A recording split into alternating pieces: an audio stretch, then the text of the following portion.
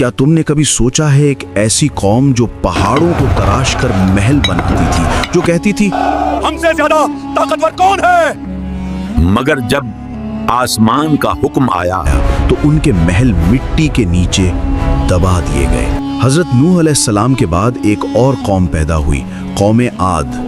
Yemen और Oman के दरमियान एक इलाके के अहकाफ में रहते थे। उनके शहर का नाम था इरम ज़ातुल इमाद, यानी सतूनों वाला शहर जो आसमान से बातें करता था। उनके बदन पहाड़ों की तरह मजबूत, कद बादलों को छू लेते और उनका गुरूर आसमान को चीर देता था। वो कहते, हम ही जमीन के वारिस हैं। आकाफ की रेत में उनके शहरी इलाके दूर दूर तक फैले हुए थे। उनके घोड़ों के पांव से जमीन गूंजती थी। रात को उनके चिरागों की रोशनी दूर तक चमकती, गोया उनका शहर जमीन पर कोई ताज हो। और वो अपनी सभाओं और बैठकों में अक्सर एक ही बात कहते, हम जैसे लोग दोबारा कभी भी पैदा नहीं होंगे। उनके बच्चे भी छोटी उम्र में पत्थर उठाकर अपनी ताकत दिखाते और बुजुर्ग फख्र से कहते, हमारे बच्चे भी पहाड़ों को झुकाने वाले हैं। आद के लोगों का एक और अजीब अकीदा था। वो समझते थे कि हवा उनकी गुलाम है। उनके जवान कभी वादी के दरमियान खड़े होकर दोनों हाथों को फैलाते और अपने आप से कहते, देखो, हवा हमारे जिस्म की पैरवी करती है।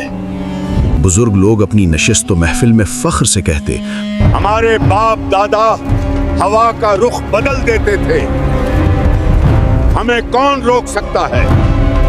वो लोग जब तूफान को दूर से आता देखते तो हंसकर कहते, हवा हमारे साथ है, ये हम पर नहीं हमारे दुश्मनों पर पड़ेगी। लेकिन उन्हें क्या पता था कि आने वाली हवा उनकी सबसे बड़ी दुश्मन बन चुकी थी। आद के लोग सिर्फ लंबे नहीं थे, उनकी जिस्मानी बनावट आम इंसान से कई गुना बड़ी थी। दरिया के किनारे उनके कदमों के निशान आज भी पहाड़ों के दरमियान मिलते, जिन्हें देखकर लोग हैरान रह जाते। उनके घरों के दरवाजे इतने ऊंचे होते कि एक घोड़ा और सवार दोनों सीधा अंदर जा सकते, और उनके बर्तन पत्थर के बने हुए, इतने बड़े कि एक बर्तन में पूरे खानदान का खाना पक जाए। वक्त गुजरता गया, घमंड बढ़ता गया। वक्त गुजरता गया और उनका तकब्बुर बढ़ता गया। फिर अल्लाह ने अपना नबी भेजा, हजरत हूद अलैहिस्सलाम, जो कहने लगे, ऐ मेरी कौम, सिर्फ अल्लाह की इबादत करो, उसके सिवा कोई माबूद नहीं। हूद, क्या तू चाहता है हम अपने बाप दादा के मजहब छोड़ दें? हम ताकतूर हैं, हमें कोई छो नहीं सकता। हजरत हूद अलैहिस्सलाम ने फिर कहा, मैं तुम्हें इस अजाब से डरा रहा हूँ जो तुम सोच भी नहीं सकते।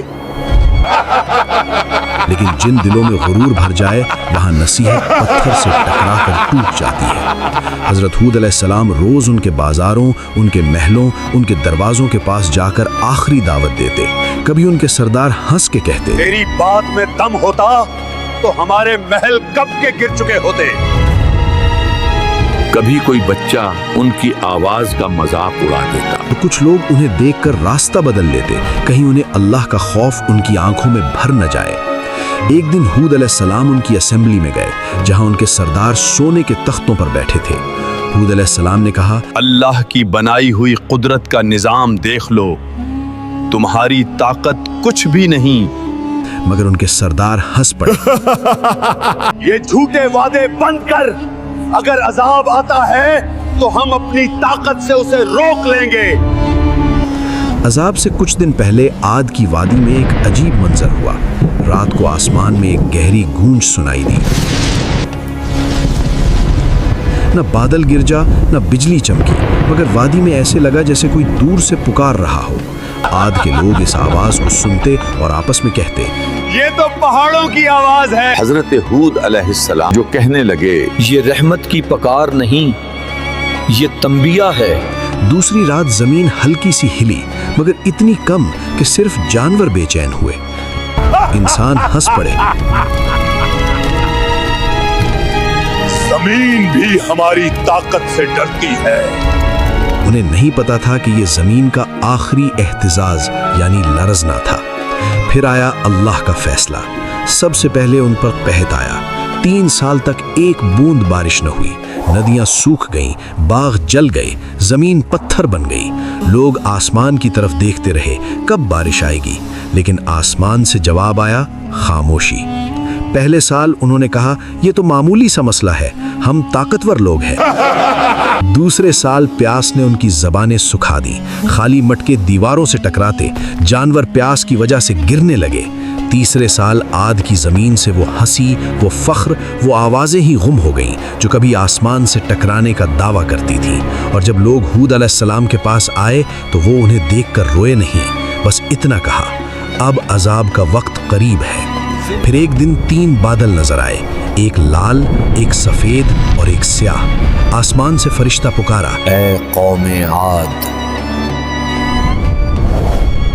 इनमें से एक बादल चुनो। सरबराहों ने हंसकर कहा, काला बादल, इसमें पानी है, रहमत है। मगर उन्हें क्या पता इस बादल में रहमत नहीं, कहर छुपा था।